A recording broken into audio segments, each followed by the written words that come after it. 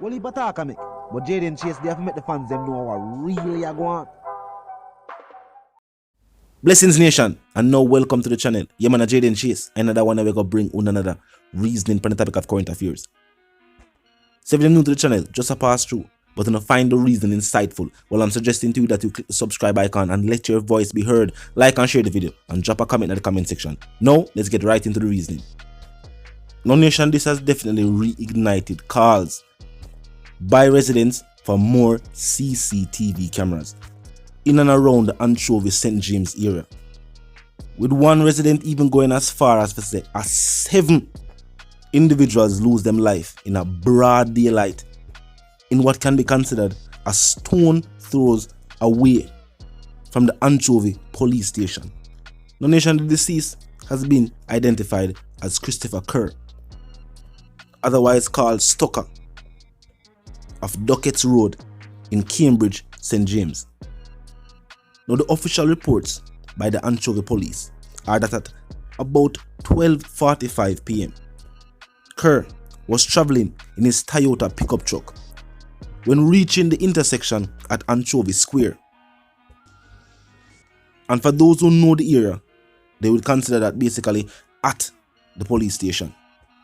The police report went on to say a silver motor car pulled up beside him and 2 armed men alighted from the vehicle, turned their weapons on Kerr, and then sped away in the motor vehicle. Now the report stated that the police were quick on the scene, well being that the station is in such close proximity to the happenings, citizens would expect nothing less. However, being quick at the task, after getting the description of the getaway car, they gave chase and caught up to the suspects along the Bourg main road, which resulted in a heated gun battle between law enforcement and the outlaws. Suspects, however, ditched the vehicle and escaped on foot. Definitely another shocking situation, Nation. Broad daylight. And we also see what happened on Reddill's Road. Same gas station, same incident. Citizens across the nation are saying that the proper tools, the necessary tools, need to be given to the security forces. Those stations might be in close proximity to certain shooting incidents. Without response vehicles, patrol car, officers are not properly equipped to respond to certain events.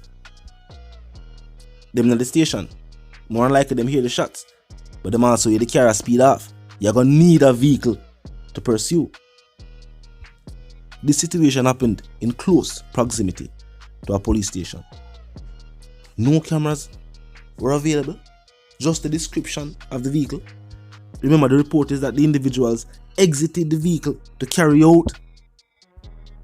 This is indeed the 21st century, and these tools, these advances in technology, is how first world countries are adapting to first world crime fighting techniques. And even in North America, there are certain states that have a higher crime rate than the entire island of Jamaica. It's also a sad situation to hear from residents stating that at that very vicinity, several similar incidents have taken place, stating that even though a station has been placed relatively close to that intersection, there hasn't been an increase in patrols for the area. Now, I will say this: the officers did act in a speedily manner. The fact that they were able to catch up to the vehicle in question, and the fact that a gun battle did ensue, we have to also be grateful that no other innocent lives were taken during said gun battle, even though the suspects are still at large. The suspects got away on foot. You have to still big up the officers for their response time. But in a look good nation, this is the definition of a brazen attack. Broad daylight, close proximity to the station. Some would go as far as to say it not get no more daring than that. Now, St. James is a parish.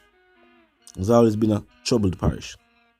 But it is also a very unique parish, as despite the crime and violence that has gripped the parish, it is still one of the most visited parishes on the island of Jamaica. And investors have stated that they are going to invest $1 billion to upgrade the hip strip, which is one of the most visited places in Mobi itself. Some of that funding must also be geared towards the security of the citizens. And if those calls fall upon deaf ears, then the security of our visitors. While most individuals are focused on the consequences of actions, means after officers' arrest and individuals are charged and placed before a judge in a court to answer for their crimes, unless these sentences are used as deterrence, it will do little good to stem the growth of crime. Deterrents are what is needed rather for the situation at hand on the island. Mindset, a change of mindset where it comes to community policing and community security. Those initiatives serve as deterrents for individuals turning to a life of crime, or for the crime already taking place in the communities. Soldiers are passed through in a military fatigue, in a military vehicles for a couple days and then leaving is not helping the situation. Sometimes the most it does is force these individuals to migrate, move from one place to the other, and when they carry with them the same crime and violence.